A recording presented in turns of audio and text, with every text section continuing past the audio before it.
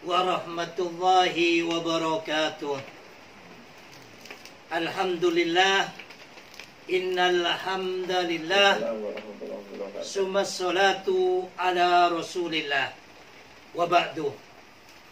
Selamat siang menjelang sore kepada seluruh para rohaniawan yang telah memimpin doa untuk kedamaian bangsa, untuk keberkahan Indonesia di tahun 2021.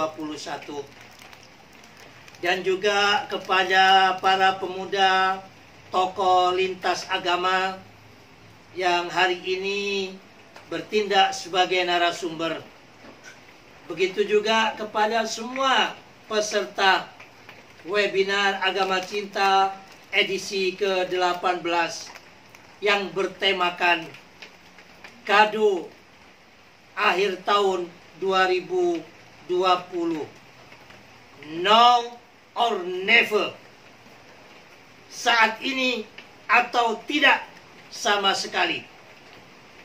Mewujudkan Indonesia di tahun 2021 terbebas dari kelompok ataupun ormas, baik itu teroris, baik itu radikalis, baik itu anarkis, ataupun transnasional yang berkedok agama. Atau juga dari kelompok-kelompok separatis yang semuanya ini mengganggu daripada stabilitas NKRI, mengganggu daripada keutuhan bangsa Indonesia. Maka kita sebagai anak bangsa, sebenarnya kita ini mayoritas dalam artian kelompok-kelompok yang cinta kasih.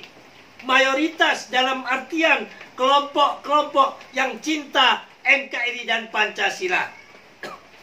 Kalau selama ini kita diam, bukan saatnya lagi kita untuk diam. Saatnya kita bangkit, bersatu padu.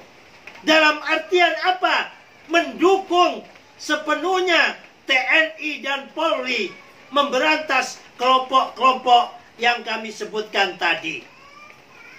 Karena apa? TNI dan Polri bergerak pasca reformasi ini, ada bayang-bayang yang menyelimuti, yaitu tentang HAM dan lain sebagainya. Padahal Indonesia ini sebelum HAM internasional masuk sudah memiliki HAM yang luar biasa, yaitu apa? Kemanusiaan yang adil dan nasional, membolehkan seseorang laki kawin dengan laki karena cinta, karena adalah HAM. Begitu juga perempuan kawin dengan perempuan, itu dibolehkan di dalam HAM internasional, karena itu bagian daripada hak asasi manusia. Akan tetapi kita hidup di negeri Pancasila ini, HAM kita dibatasi oleh nilai-nilai Pancasila. Apakah nilai-nilai Pancasila itu? Yang pertama, yaitu terpaut daripada ketuhanan yang Maha Esa. Maka dari itu, HAM di Indonesia ini harus bertalian kuat dengan peradaban, kemanusiaan yang adil dan beradab. Kawin laki sama laki, silakan HAM internasional membolehkan. Di Indonesia tidak boleh, karena Indonesia memiliki nilai-nilai sendiri daripada kaidah hukum di Indonesia, yaitu Pancasila. Sebab apa? Sebab tidak berkeberadaban. Sebab tidak apa? Tidak bermoral. Sebab apa? Melanggar nilai-nilai hukum Tuhan yang sama-sama kita yakini sesuai keimanan masing-masing. Begitu juga ada sekelompok orang yang mengganggu daripada keamanan, persatuan, atau yang biasa gue sebut dengan KPP, kelompok pengacau persatuan ini. Apabila kita biarkan mereka ini terus besar dan membesar dan membesar, ini berawal adalah ormas kecil di saat reformasi. Karena adanya pembiaran dan tidak ada tindakan tegas daripada aparat penegak hukum, sehingga ormas ini menjadi besar. Begitu dia besar, maka membuat negara di dalam negara, sehingga terjadilah seperti saat ini. Protokol kesehatan yang mana semua rakyat Indonesia benar-benar mengencangkan sabuk untuk tidak keluar rumah, kerja dari rumah. Apabila keluar rumah benar-benar berhati-hati, karena pandemi ini benar-benar ada dan mendunia, bukan hanya di Indonesia. Ini semuanya apabila tanpa ada keberanian TNI dan Polri, yang mana telah kita berikan amanat untuk menjaga baik itu keamanan maupun teritorial bangsa ini. Kalau dalam bahasa Islam yaitu amal ma'ruf nahi mungkar. Amal ma'ruf ataupun power force itu dikerjakan oleh para ulama, para tokoh, para orang tua kepada anaknya, para guru kepada muridnya. Ini adalah bentuk amal ma'ruf ataupun power atau moral force. Dan nahi mungkar, ulama-ulama pendahulu kita yang turut serta mendirikan bangsa dan negeri ini mempercayakan nahi mungkar ini kepada aparat penegak hukum. Kalau ada yang mengatakan, wah, bahwa orang NU itu hanya bisanya berdakwah tapi tidak melakukan nahi mungkar, ini kegagal pahaman di dalam kita berbangsa dan Kiai Haji Hadratus Syekh Hasyim Asy'ari sewaktu mengeluarkan resolusi jihad memerangi kelompok-kelompok nikah penjajah yang mana bersekutu Inggris dengan Belanda karena mau menguasai Indonesia lagi. Bukan kemauan daripada secara pribadi Kiai Hasyim Asy'ari sebagai warga negara Indonesia saat itu, bukan sebagai pejabat, tetapi diminta oleh Presiden Soekarno, diajak berembuk sehingga keluarlah fatwa resolusi jihad. Melihat kondisi-kondisi yang saat ini, kita orang NU sebenarnya itu sudah dongkol setengah mati. Akan tetapi kita telah bersepakat membuat program ataupun kaidah yang ada di dalam Al-Quran ini, amal ma'ruf, dilakukan oleh para kiai-kiai ataupun tokoh-tokoh. Nahi mungkar diserahkan kepada aparat penegak hukum. Kalau negara meminta tolong kepada PBNU ataupun Rois Surya PBNU, dan Rois Surya memerintahkan kepada ulama-ulama, dan ulama-ulama memerintahkan kepada PC-PC dan PAC serta lanting yang ada banser-bansernya, yakin, bahkan hakul yakin, pasti akan bergerak. Akan tetapi NU meskipun ribuan bahkan puluhan ribu dari bansernya ini tidak bergerak untuk melakukan langkah-langkah yang mana telah dipercayakan kepada TNI dan Polri. Langkah-langkah yang ada yaitu pengamanan-pengamanan yang sifatnya seperti hal-hal yang sosial. Ada yang banyak berkata kepada Gus, banser untuk apa kok diam saja? Ini banyak yang tidak memahami daripada pola juang tokoh-tokoh ataupun pendiri Nahdlatul Ulama. Dan selanjutnya kita bicara tentang topik kita pada sore hari ini, yaitu tentang kado 2020. Kado ini jelas merupakan suatu bentuk sesuatu yang yang istimewa, kan begitu. Ini adalah harapan kita, kado 2020. Alhamdulillah, apa yang menjadi ketidakadilan bagi masyarakat umum pada yang ada, dengan adanya pelanggaran-pelanggaran protokol kesehatan, dan sebelumnya juga banyak sekali ujaran-ujaran kebencian, hujatan-hujatan, bahkan hujatan bukan hanya kepada orang biasa, kepada tokoh PBNU almarhum Gus Dur juga pernah dihujat. Apalagi presiden kita juga dikata-katain jokodok, dan juga apa? Dibicara tentang dasar negara ini, ya, dan juga menghujat daripada salah satu budayanya orang Sunda, Sampurasun mereka ubah. Dan semuanya itu seakan-akan tidak ada tindakan hukum yang benar-benar masif kepada MRS ini. Alhamdulillah, rasa keadilan rakyat Indonesia yang selama ini diam dimotori oleh Pangdam Jaya yang berani mencopot daripada spanduk-spanduk, padahal bukan saatnya kampanye, padahal bukan saatnya pilpres.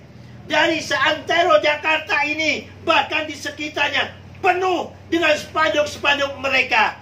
Dengan keberanian daripada Pangdam Jaya ini, dicopotlah spanduk-spanduk itu.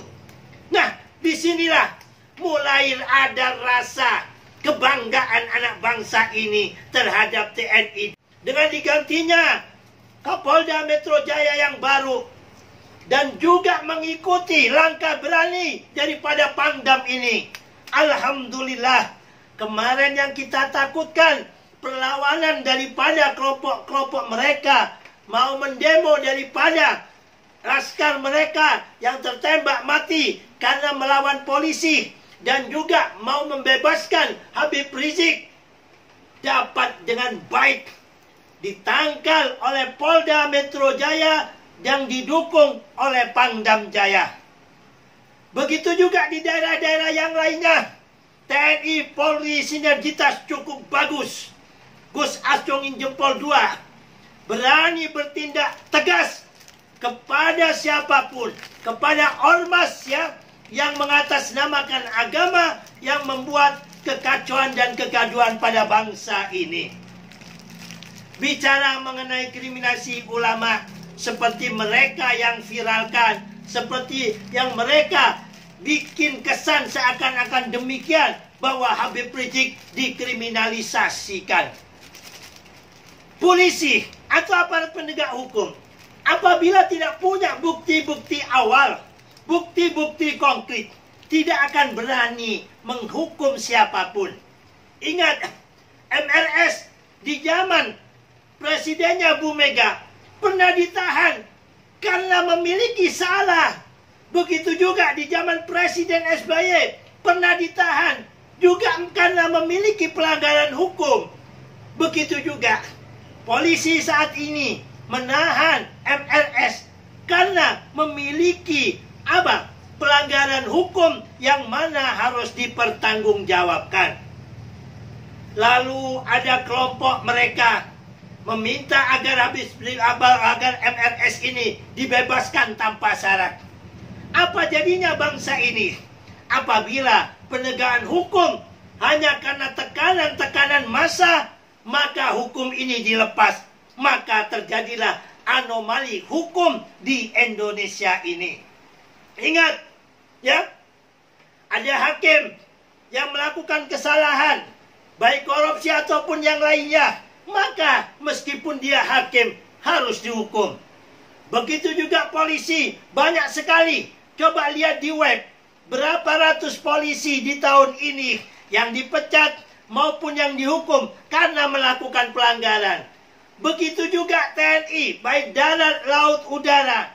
Banyak juga yang dipecat, dihukum karena melakukan pelanggaran hukum. Tidak terkecuali tokoh-tokoh agama. Ada, coba lihat di link daripada media online. Ada pendeta, mungkin biksu banta dan lainnya, termasuk juga kiai ataupun ustadz. Apabila melanggar hukum, maka hukum dijadikan panglima. Nah, di sini juga Indonesia ini presidennya, kekuasaannya ada pada partai politik. Bahkan partai penguasa, menterinya melakukan pelanggaran hukum, maka harus ditangkap oleh KPK dan dijebloskan di penjara. Begitu juga dari partai Gerindra, Menteri KPK melakukan tindakan hukum korupsi dan juga harus ditindak. Nah, kalau semuanya mentang-mentang dengan tekanan massa, ya, PDIP karena partai penguasa tidak mengendaki di demo harus dilepaskan menterinya ini, kan gitu. Begitu juga yang Gerindra. Terus mau jadi apa bangsa dan negara kita? Kalau hitung-hitungan banyaknya massa, jauh lebih banyak massanya PDIP dan Gerindra. Lah, kalau dengan unjuk massa menekan pemerintah, menekan aparat penegak hukum agar dibebaskan, sementara belum terjadi adanya yang namanya hukum di Indonesia itu, disidik dulu.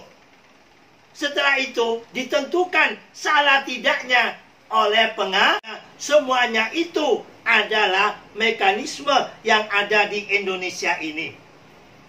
Jangan karena mentang-mentang kita tokoh, jangan mentang-mentang karena agama kita mayoritas, lalu kita semaunya sendiri.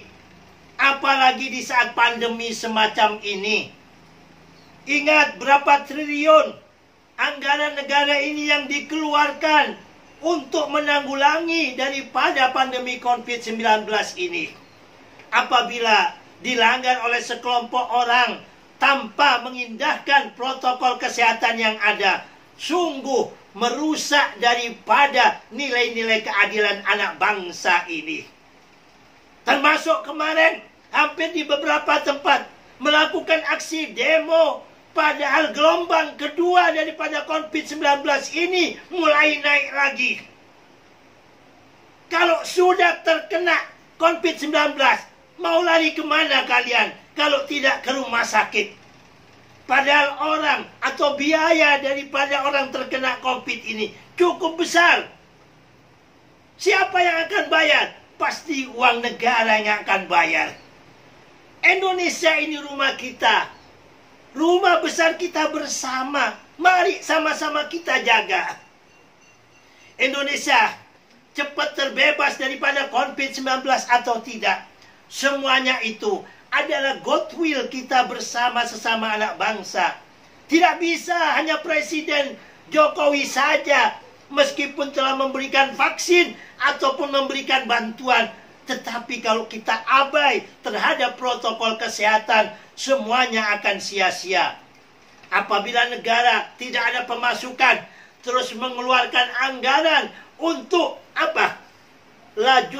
untuk COVID-19 ini, apabila rakyat tidak turut serta mencegahnya, maka negara kita nanti pasti akan bangkrut karena tersedot habis mengeluarkan biaya COVID-19, sementara COVID-19 tidak kunjung usai di Indonesia. Semuanya itu karena kedisiplinan kita semuanya. Maka kado ini kami berikan kepada TNI dan Polri di penghujung 2020. Kami rakyat Indonesia dan komunitas lintas agama, terlebih-lebih yang terhimpun di agama cinta ini, mengucapkan terima kasih dan penghargaan setinggi-tingginya serta respek, angkat topi kepada TNI dan Polri yang berani melakukan tindakan yang tegas dan terukur kepada KPP, kelompok pengacau persatuan di Indonesia ini, tanpa adanya diskriminasi, tidak melihat agamanya, tidak melihat ormasnya.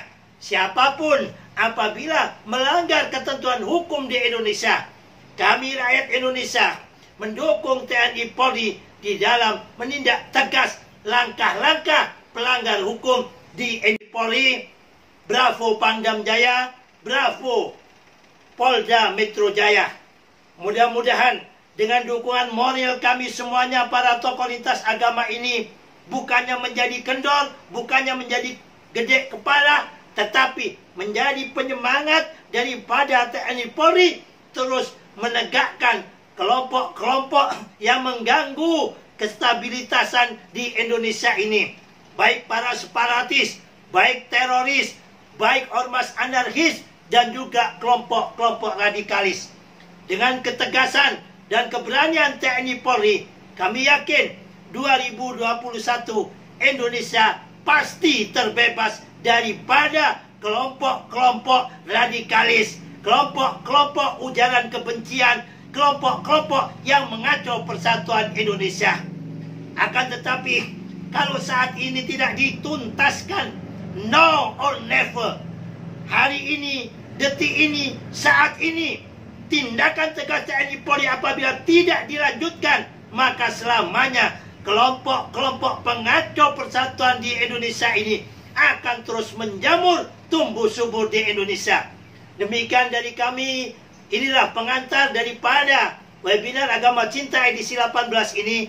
Mari kita ikuti dari awal sampai akhir agar tidak gagal paham pemikiran-pemikiran dari pemuda lintas iman sebagai narasumber pada acara webinar ini. Dari kami, tidak ada gading yang tak retak, tidak ada manusia yang tidak punya salah dan khilaf. Billahi taufiq wal hidayah, wal ridha wal inayah, wallahu muwaffiq ila aqwamit thoriq. Assalamualaikum warahmatullahi wabarakatuh.